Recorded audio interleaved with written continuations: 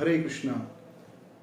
बोपदेव नामक एक व्यक्ति थे और ऐसा कहा जाता है कि उन्हें पूरी की पूरी श्रीमद् भागवतम कंठस्थ थी।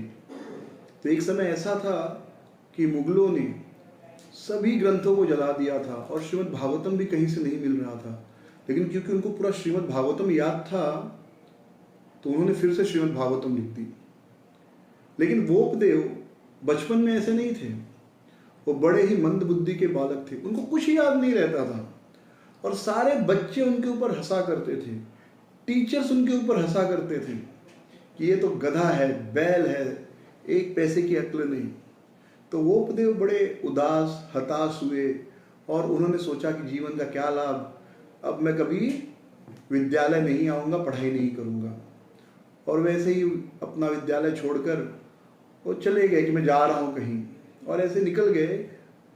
पर जब वो रास्ते में जा रहे थे तो उन्होंने एक कुआं देखा जहाँ पर कुछ स्त्रियां रस्सी से पानी खींच रही थी और उन्होंने देखा कि कुएं की जो दीवार है उस पर निशान पड़ा है, निशान हो चुके थे, वो दीवारें घिस गई थी।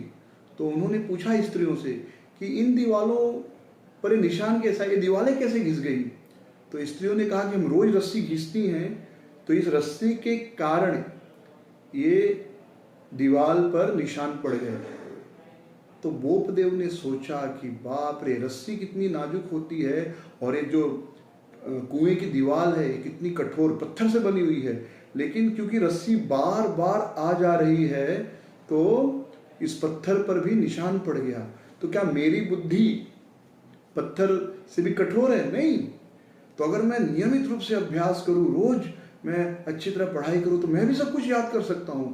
और इस दृढ़ विश्वास से वो वापस आए और उन्होंने अभ्यास करना शुरू किया, पढ़ना शुरू किया। एक चीज को बार बार पढ़ते थे और उनकी बुद्धि इतनी प्रखर हो गई कि कहा जाता है कि एक समय ऐसा आया कि 18,000 श्लोक वाले श्रीमद् भागवतम को भी उन्होंने कंठस्थ कर लिया, मेमोराइज कर लिया, बाई हार्ट कर लिया।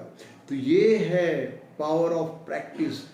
करत करत अभ्यास के जड़मति होत सुजान, रस्सी आवत जात करे पत्थर पर निशान। तो अगर हम रोज अभ्यास करें कोई भी चीज का तो धीरे धीरे हमें उसमें महारत हासिल हो ही जाएगी। इसलिए अगर आप जीवन में किसी भी क्षेत्र में सफलता पाना चाहते हैं तो keep practising it, keep doing it and one day you will succeed. Thank you very much. Hare Krishna. अगर आपको ये वीडियो अच्छा लगा हो तो इसे प्लीज़ शेयर कीजिए और मेरे चैनल को सब्सक्राइब कीजिए। श्रील प्रभुपाद की जय।